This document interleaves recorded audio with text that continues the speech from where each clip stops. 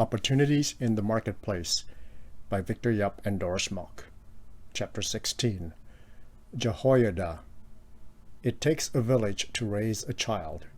2 Chronicles 22 verses 10 to chapter 24 verse 27.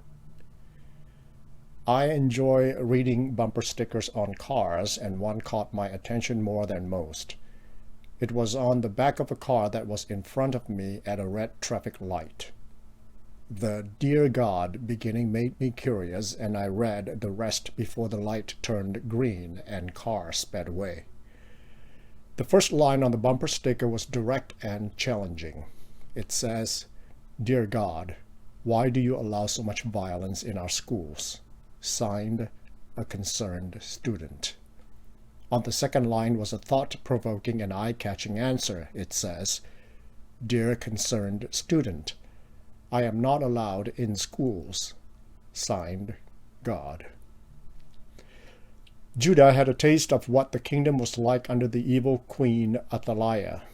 After the excellent king Jehoshaphat's death, his son Jehoram, the fifth king of Judah, succeeded him, with Queen Athaliah by the new king's side.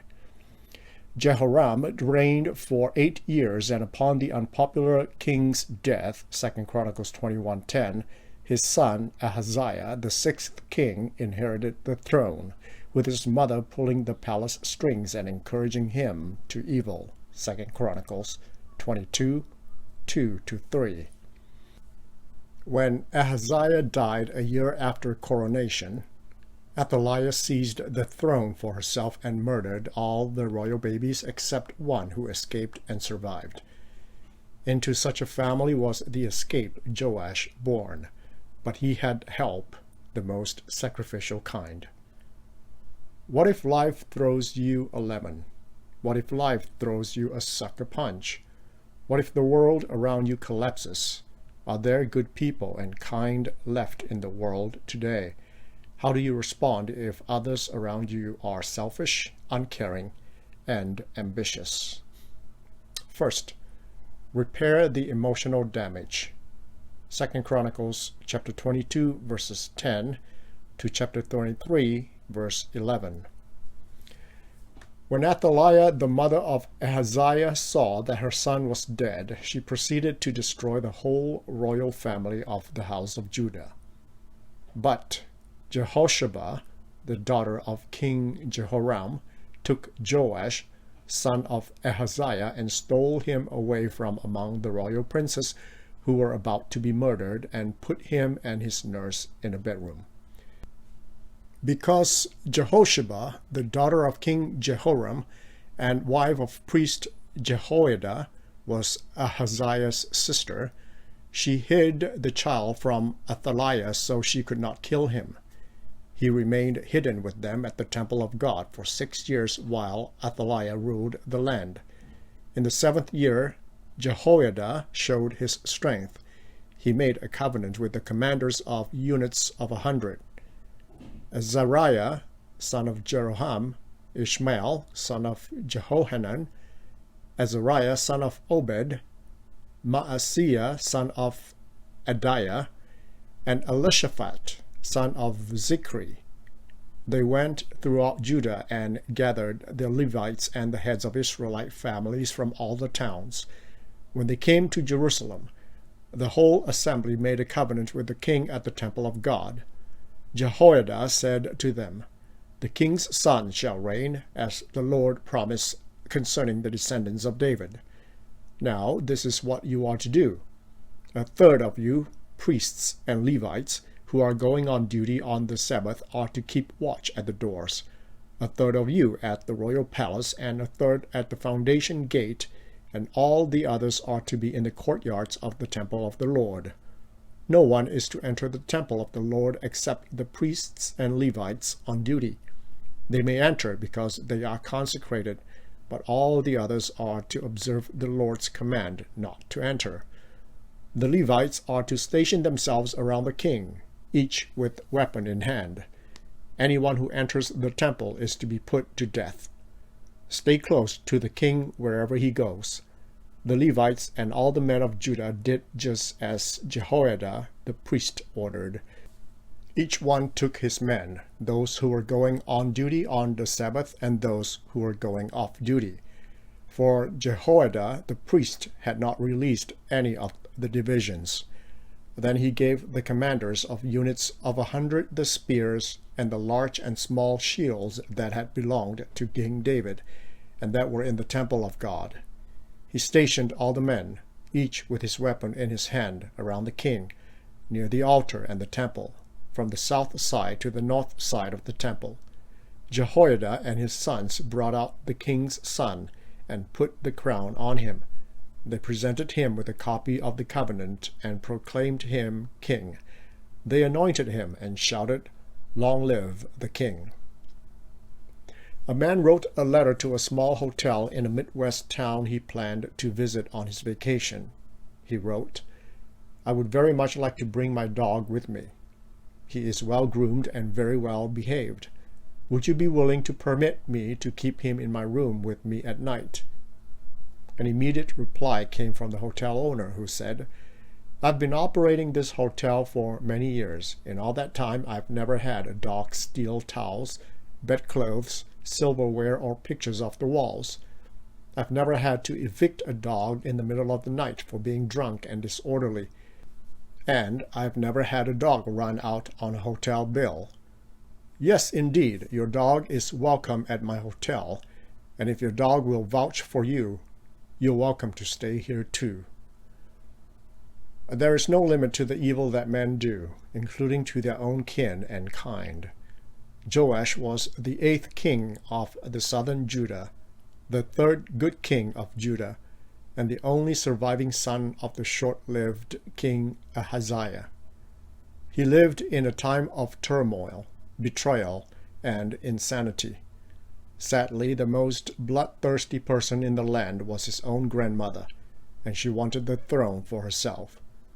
Joash's grandparents, the royal couple of Jehoram and Athaliah, were one of the most ruthless couples in the Bible, and the equal to Ahab and Jezebel in the north, because Athaliah, the only named wicked woman in the Bible, 2 Chronicles 24:7, was the daughter of Ahab and Jezebel. To the couple, ambition was thicker than blood. After Jehoram, Athaliah's husband, succeeded his father, King Jehoshaphat, he murdered all his brothers and rivals to the throne, 2 Chronicles 21:4.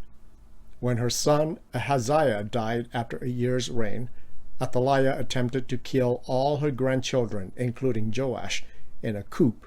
She reigned 6 years. Joash, who was born at about the time of his father's coronation, escaped the massacre, saved by his aunt Jehosheba, his father's sister, and her husband, the high priest Jehoida. 2 Kings 12:10. The dark spots in Joash's life were that his father died very young and his grandmother wanted him dead. But the bright spots were that he escaped with his life and was loved and tutored by Jehoiada, a man of noble character, a priest of extreme devotion, and a reader of biblical prophecy, 2 Chronicles 23:3, who insisted and proclaimed that God will fulfill his promise to David through the young Joash. Joash had no better teacher, mentor, and guardian than Jehoiada. For 6 years the priest hid Joash in the temple, the perfect environment to supervise the child, to nurture his faith, and to keep from detection. Jehoiada cared for young Joash's life and the Lord's promise more than he cared for his and his family's life. The priest thought the world of the baby, pledged his loyalty to the toddler, and gave his best to the child. In due time and without a fuss, the priest risked all that he had and the lives of others, the 5 commanders of 100, 2 Chronicles 23:1, the Levites and the heads of Israelites' families, 2 Chronicles 23:2, the priests, 2 Chronicles 23:4, and even his own sons, 2 Chronicles 23:11, to restore the young king to the messianic throne. The verb stay close, verse 7, uttered by Jehoiada is an imperative. Uncle Jehoiada believed in all his heart that Joash was the rightful heir to the throne, and to this end the priest anointed him, 2 Chronicles 23:11, and enacted Zadok the priest's coronation of Joash's forefather Solomon, 1 Kings 1:39. The priest was so meticulous in preparation that he had trumpeters and singers with musical instruments leading the praises, 2 Chronicles 23:13. The king, of course, was too young to appreciate the work that was involved, the tension of the moment, and the sacrifice of many lives. With Jehoiada's family by his side, the young king could sleep and eat well because all was well. Second, repair the mental damage. 2 Chronicles chapter 24, 1-14. Joash was 7 years old, and he became king, and he reigned in Jerusalem 40 years. His mother's name was Zibiah. She was from Beersheba. Joash did what was right in the eyes of the Lord all the years of Jehoiada the priest. Jehoiada chose 2 wives for him, and he had sons and daughters. Sometime later, Joash decided to restore the temple of the Lord. He called together the priests and Levites and said to them, "Go to the towns of Judah and collect the money due annually from all Israel to repair the temple of your God. Do it now." But the Levites did not act at once. Now the sons of that wicked woman, Athaliah, had broken into the temple of God and had used even its sacred objects for the Baals. At the king's command, a chest was made and placed outside at the gate of the temple of the Lord. A proclamation was then issued in Judah and Jerusalem that they should bring to the Lord the tax that Moses, the servant of God, had required of Israel in the wilderness. All the officials and all the people brought their contributions gladly, dropping them into the chest until it was full. Whenever the chest was brought in by the Levites to the king's officials, and they saw that there was a large amount of money, the royal secretary and the officer of the chief priest would come and empty the chest and carry it back to its place. They did this regularly and collected a great amount of money. The king and Jehoiada gave it to those who carried out the work required for the temple of the Lord. They hired masons and carpenters to restore the Lord's temple, and also workers in iron and bronze to repair the temple. The men in charge of the work were diligent, and the repairs progressed under them. They rebuilt the temple of God according to its original design and reinforced it. When they had finished, they brought the rest of the money to the king and Jehoiada, and with it were made articles for the Lord's temple, articles for the service and for the burnt offerings, and also dishes and other objects of gold and silver. As long as Jehoiada lived, burnt offerings were presented continually in the temple of the Lord. The general went out to find that none of his GIs were there. One finally ran up, panting heavily. "Sorry, sir, I can explain. You see, I had a date and it ran a little late. I ran to the bus but missed it. I hailed a cab but it broke down. Found a farm. Bought a horse, but it dropped dead. Ran 10 miles and now I'm here." The general was very skeptical about this explanation, but at least he was here, so he let the GI go. Moments later, 8 more GIs came up to the general, panting. He asked them why they were late. "Sorry, sir. I had a date and it ran a little late. I ran to the bus but missed it. I hailed a cab, but it broke down. Found a farm, bought a horse, but it dropped dead. Ran 10 miles, and now I'm here." The general eyed them, feeling very skeptical, but since he let the first guy go, he let them go too. A 9th GI jogged up to the general, panting heavily. Sorry, sir.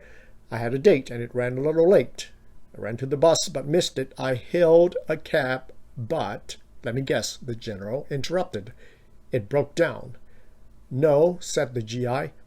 There were so many dead horses in the road, it took forever to get around them. It's been said, excuses are for losers. Winners don't need them. Joash was a good king, and he reigned 40 years, tying him with David, 1 Kings 2:11, and Solomon's reign, 1 Kings 11:42. He had the best help around, the kind that money cannot buy. Jehoida, the priest, even helped him find a bride or two. Still, the king was a success in his own right and had a mind of his own, and the scriptures note that his biggest contribution was making repairs to the temple. The Hebrew word for decide, verse 4, uses the Hebrew word heart. The king had a heart for God's things and decided to restore the temple immediately, summoning the priests and Levites and ordering them to act at once. Nobody told him to do it. Nobody thought of doing it, and nobody had done it before. The verbs go and collect, verse 5, are imperatives, and the verbs restore or repair, verse 4, do it now or hasten, verse 5, bring in, verse 6, are in the intensive PL stems, implying commanding, continual, and coercive action. The Chronicles account notes that the Levites did not do their job, 2 Chronicles 24:5, but the corresponding Kings account insists that the priests did not do their job, 2 Kings 12:6. It seems that the Levites did not save the money collected and the priests did not do the repairs. 2 Kings 12:6 records that up to Joash's 23rd year, more than 2 decades upon the throne, the repairs were left undone. But still, the king did not give up. Everybody except Joash believed it could not be done. Their excuses included, "It's not my job, it costs too much, and I have no time." Joash was a one-person spokesman, sponsor, and supervisor for the job. Year by year, he asked for updates, waited for results, but saw things slide.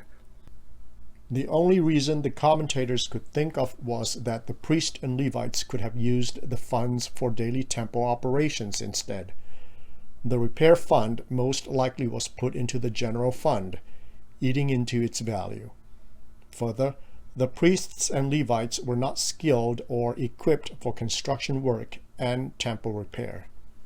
So the king came up with another idea which worked fine this time. He reached into history to urge people to give a collection like their fathers did in the desert, 2 Chronicles 24:9, and it worked.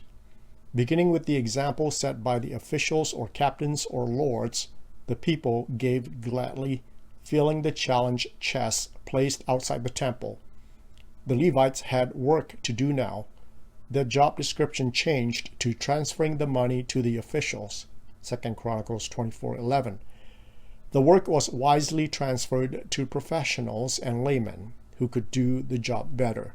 The masons, the carpenters, the blacksmith, verse 11, the supervisors, verse 12, all proceeded to do their job and finished the work and completed their job with money to spare, verse 14. The sacred objects that Athaliah had stolen from the temple could never be replaced, but the people dedicated new articles for service, verse 14, and objects of gold and silver to the Lord. The temple did not lack of burnt offerings with Joash and Jehoiada as a team. Joash accomplished a most remarkable feat in Israel's history. The glory days of David and Solomon were very much over, and Athaliah had stripped the temple bare.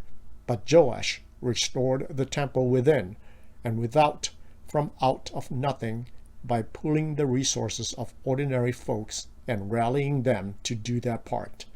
No effort was spared, no detail was neglected, and no force was necessary. The verb progress, or perfected, verse 13, made its timely and treasured debut in the Bible. Third, repair the relational damage. 2 Chronicles 24, 15-22. Now Jehoiada was old and full of years, and he died at the age of 130. He was buried with the kings in the city of David because of the good he had done in Israel for God and his temple. After the death of Jehoiada, the officials of Judah came and paid homage to the king, and he listened to them. They abandoned the temple of the Lord and God of their fathers and worshipped Asherah poles and idols.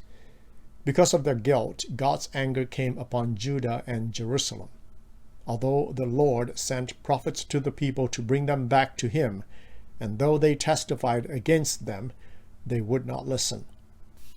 Then the Spirit of God came upon Zechariah, son of Jehoiada, the priest. He stood before the people and said, "This is what God says. Why do you disobey the Lord's commands? You will not prosper. Because you have forsaken the Lord, he has forsaken you."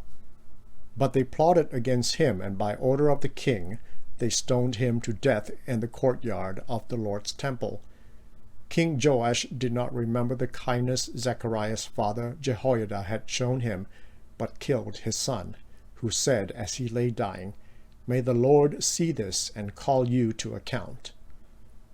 The man looked a little worried when the doctor came in to administer his annual physical, so the first thing the doctor did was to ask whether anything was troubling him. "Well, to tell the truth, Doc, yes," answered the patient. "You see, I seem to be getting forgetful. No, it's actually worse than that. I'm never sure I can remember where I put the car, or whether I answered a letter, or where I'm going, or what it is I'm going to do once I get there, if I get there. So I really need your help. What can I do?"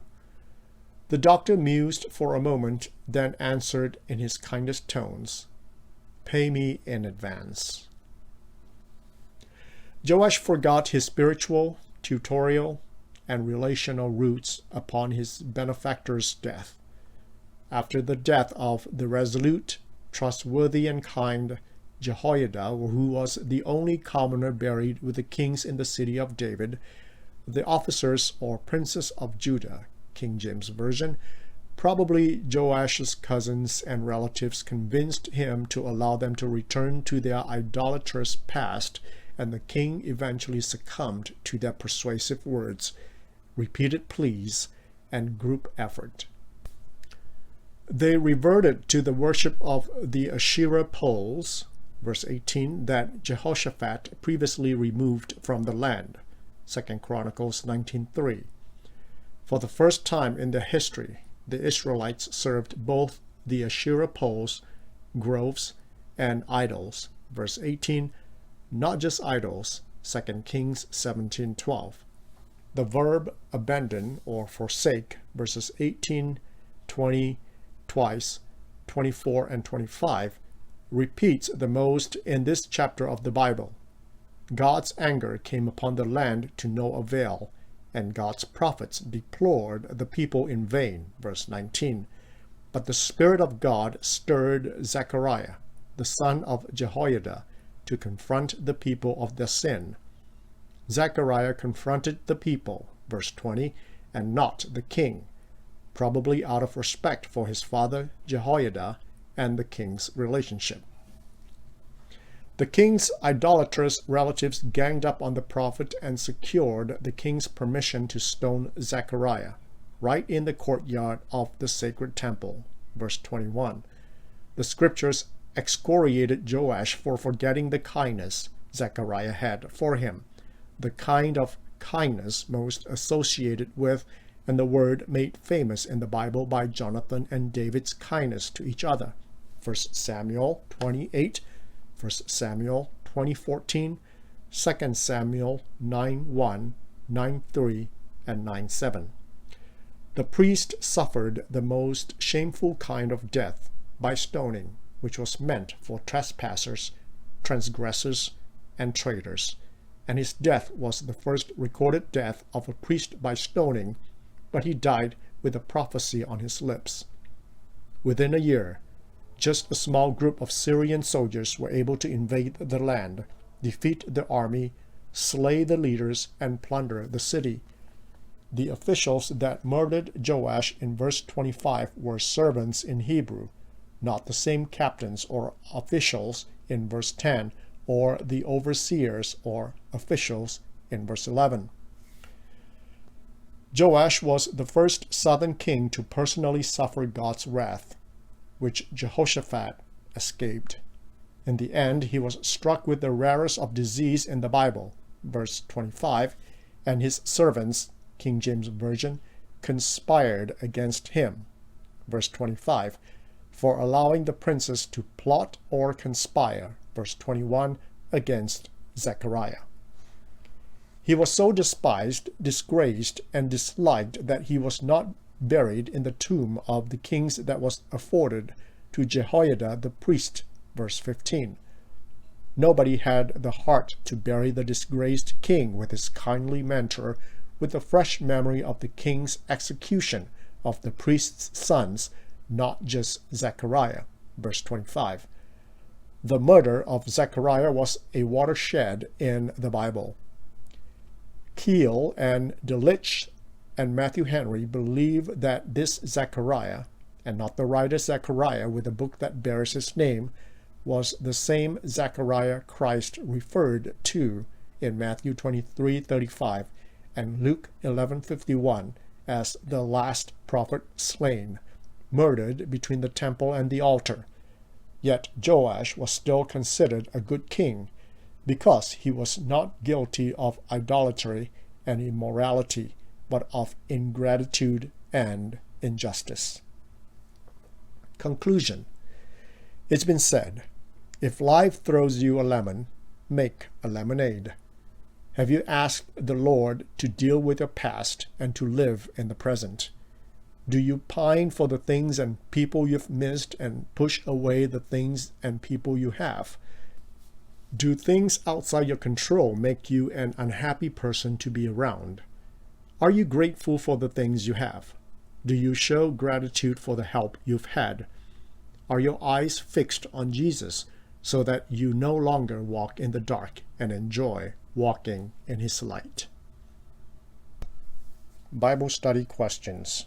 Background. 1. The king's daughter, Jehoshabeat, stole Ahaziah's son Joash away while other princes were slaughtered, and hid him and his nurse in the bedroom.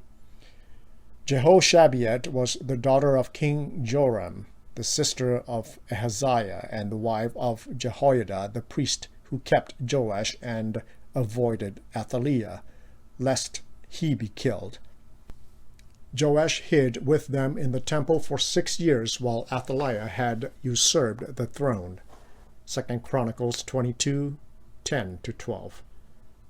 2. Chapter 23 records how the priest Jehoida recruited the Levites, the priests, and the chiefs of the fathers of Israel, verse 2, to guard Joash, who was hiding in the temple, and finally anointed him as king. Chapter 24 of 2 Chronicles. 1. What age was Joash when he became king? What was the most important influence that the priest Jehoiada had on Joash? 24, 1-2. 2. What was the first thing Joash did after he had become an adult, had a wife, raised sons and daughters? Why was this important to him? 24, 4-5. 3. Why didn't the Levites quickly take care of the offerings and expenses for the temples? Verses 4-7. 4. How did King Joash change the people's attitudes toward donation? Verses 8-11. 5. How did King Joash use the given money? What impact did this giving have? 12-14. Try to discuss the impact on the king, on Jehoiada, and on the people, etc. 6. How does the scriptures summarize the life of Jehoiada? What was the most important contribution? Why was there no mention of what he did in chapter 23, verses 15 to 16? 7. After Jehoiada died, what important things happened? 17 to 18. Did Joash show the rightful leadership of a king or spiritual leader? Why? 9. Describe how God led and reminded the people. Verses 19 to 20. Pay attention to the verbs and its meaning. 9. What actions did King Joash and the people finally take? Who took the lead? How was his crime different from killing a prophet? Verses 21 to 22. 10. The ending of King Joash, verses 23 to 27. 11. Compare the end of Jehoiada's life in verses 15 to 16 with that of King Joash's in 25 to 27. Group sharing. 1. Compare King Joash with the priest Jehoiada and discuss their leadership. Note that chapter 23 has a more detailed record of what Jehoiada did. 2. Where did King Joash fail? He has a good start. Why did it not continue? 3. Why did King Joash not value Jehoiada's grace to him? Note that chapter 23 has a more detailed record of the price other people paid for Joash's reign. Was this an important mistake from Joash? 4. How has this lesson helped you as a disciple of Christ to understand your role, identity, participation, influence, and relationship with others in the marketplace? Personal application. 1. How can we make good on the foundation left behind or set up by our predecessors? How do we respect our predecessors and make new inroads? 2. In your life, have you had people who were kind to you and had helped you?